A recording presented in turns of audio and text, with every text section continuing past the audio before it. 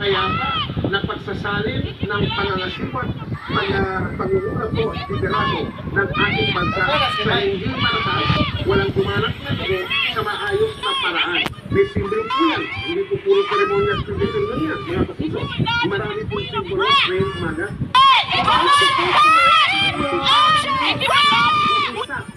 Bago yung departure honors for President Aquino. So, Nagbabalita, naglilingkod at nagmamahal sa bayan ng 81 taon.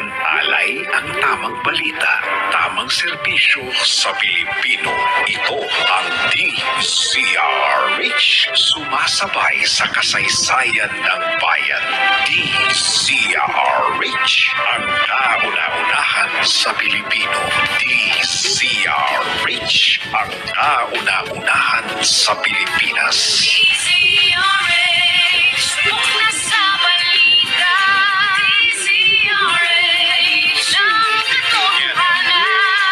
DZRH, mapapang bayanihan. Serbisyong tapat sa iyo. DZRH. Miyembro ng KBP, kapisana ng mga broadcaster ng Pilipinas.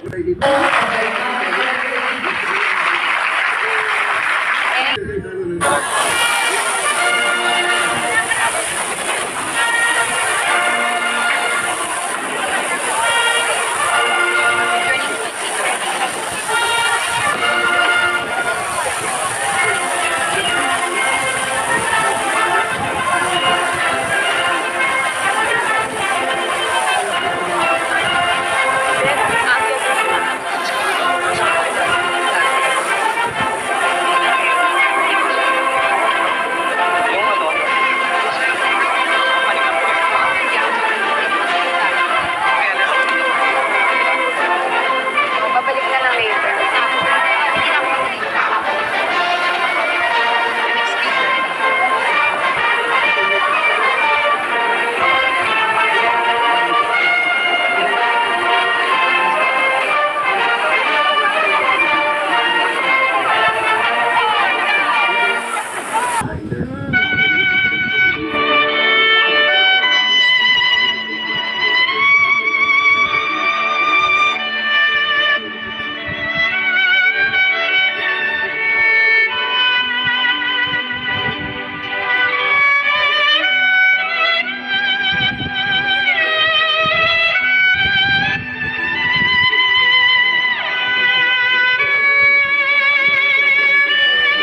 Sumapit na po tayo sa pagtatapos ng isang magandang araw. Magpahinga tayo at magising na may sariwa at panibagong lakas. Panginoong Diyos, salamat po sa isang buong araw na ito. Pinasasalamatan ka namin sa lahat ng iyong walang hanggang pagtulong at pagbibigay proteksyon sa amin sa araw na ito. Patawarin mo po kami sa aming pagkakamali, pagkukulang sa bawat isa, at naway laging buksan ang aming mga puso sa pagpapatawad at rekonsilyasyon. Tulungan nawa ang mga nahihirapan at bigyan kami ng kaligayahan. Ipinagdarasal din po namin ang mga naglalakbay. Ganun din naman ang mga pinuno ng aming bansa. At ang lahat ng mga may responsibilidad. Ipagpatuloy mo nawa ang pagbibigay ng biyaya sa aming lahat.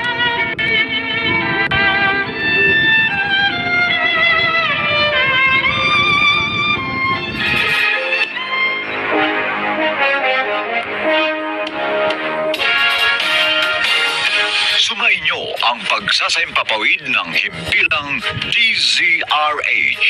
Ang DZRH na commercial radio station sa Metro Manila at itinatag noong 15 ng Hulyo 1946 ay pag-aari ng Manila Broadcasting Company na ang transmitter ay matatagpuan sa Malanday, Valenzuela City at ang studio naman ay nasa MBC Building, Soto Street, CCP Complex, Roas Boulevard, Pasay City. Ang DZRH nakasapi ng kapisanan ng mga broadcaster ng Pilipinas o KBP ay nagsasaimpapawid sa lakas na 50,000 watts at nasa 666 kHz AM band sa inyong radyo sa bisa ng license number 005881 na ibinigay ng National Telecommunications Commission. Ang ay may layuning mag-broadcast ng naaayon sa broadcasting ethics at higit sa lahat sa pambansang interes. Opisyal na pong tinatapos ang pagsasaimpapawid ng DZRH sa araw na ito, mga kaibigan. The leader we have chosen to lead our nation.